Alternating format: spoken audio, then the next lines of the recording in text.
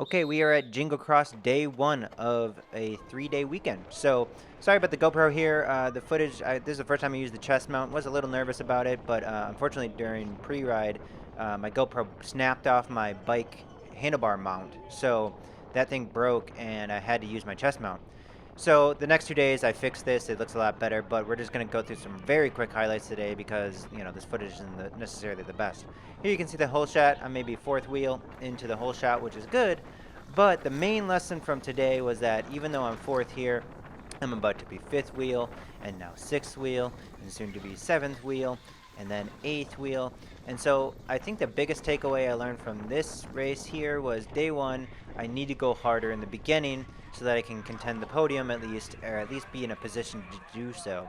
Because you can see here I'm about eighth or ninth wheel, and this is just not where you want to be if you're actually going to want to win the race. So that was the biggest takeaway of this race.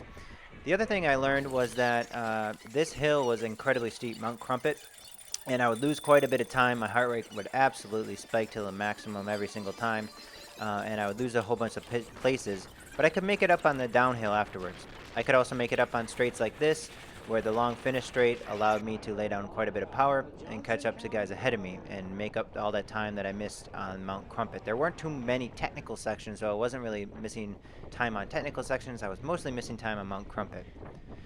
So I was pretty smart here, recognizing where someone was dropping a wheel and closing that down. And the other issue here is that even though I try to stay with a group, I eventually don't end up having a group, kind of like Trek Cup.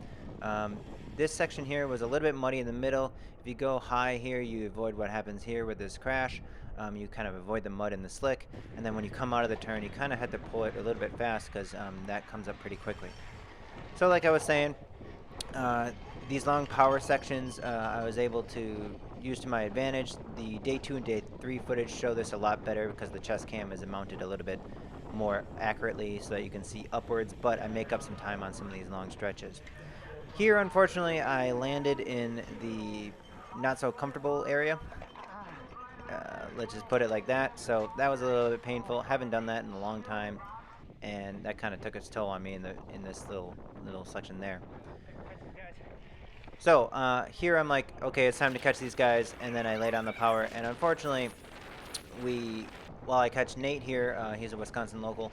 I think the plan to catch the guys ahead of us to potentially get wide angle podium type stuff just didn't work out. But here we are. Nate took a flyer ahead of me on that section, and then I said, okay, now it's time to really lay it down.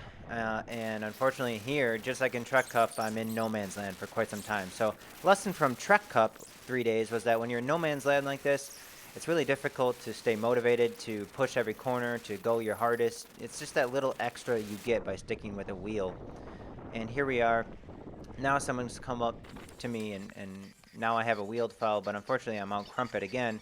I lose quite a bit of time, and he's already at the top here by the time I'm, even close to getting mounted. So his heart rate spikes quite a bit. Here we are again. This corner, again, if you go a little high, you can avoid slipping out, but yeah, kind of turn that a little too hard. Here we are, have a lap rider. When you have lap riders, you call it on your left. This guy's super nice. Let me by and I say thank you. That happens quite a bit. Fortunately, I think that guy was actually in the race. My bad if you were. I think that guy actually was the guy who passed me earlier. Here we are. I didn't turn it tight enough. So anyways, that was day 1. And, again, here we are at the end of the finish line. There was nobody ahead that I could catch. There was no me behind that was going to catch me. So I just set up because I know I have 2 more days of racing. So I was like, all right, I'm just going to kind of walk it in because who cares? And I try to kind of play some jokes here at the end about fake posting up. Oh, yeah, first place. Yeah, stupid. Anyways, so day 2 and day 3 go well. Stay around and we'll show you some highlights.